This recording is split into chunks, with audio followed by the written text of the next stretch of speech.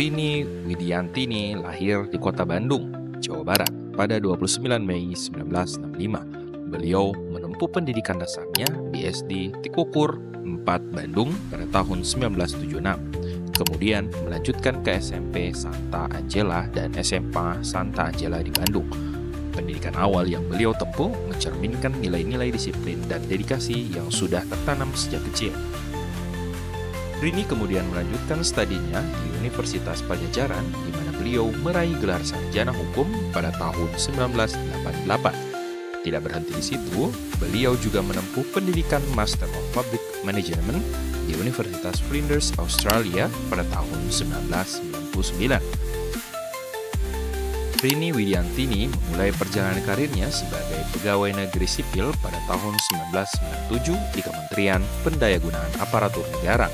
Posisi pertamanya adalah sebagai analis kebijakan pada asisten deputi urusan perencanaan dan pelaksanaan kebijakan.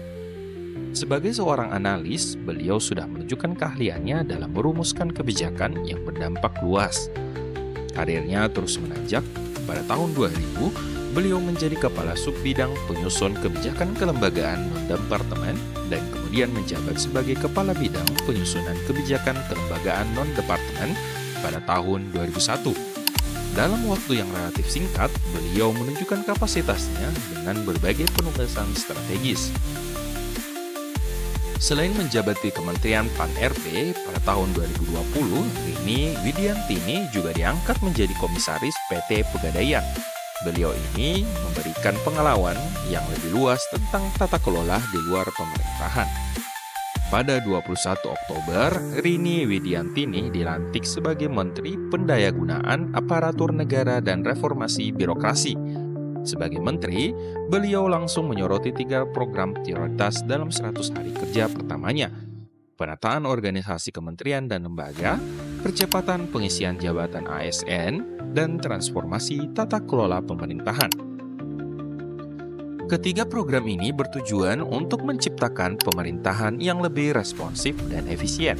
Salah satu fokus utamanya adalah memperkuat arsitektur tata kelola pemerintahan agar sesuai dengan kebutuhan masyarakat modern. Rini Widiantini juga menekankan pentingnya transformasi tata kelola yang tidak hanya berorientasi pada hasil, tetapi juga pada proses yang transparan dan akuntabel. Sebagai seorang pemimpin, Rini Widiantini adalah contoh nyata bagaimana seorang birokrat bisa menciptakan perubahan besar dalam pemerintahan. Beliau selalu mendorong generasi muda ASN untuk terus belajar dan berkembang. Rini Widiantini pernah berkata, pemerintahan yang baik bukan hanya soal aturan, tetapi bagaimana kita bisa melayani masyarakat dengan hati.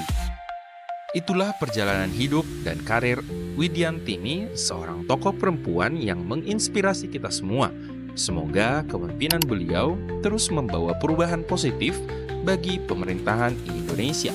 Terima kasih sudah menonton episode kali ini.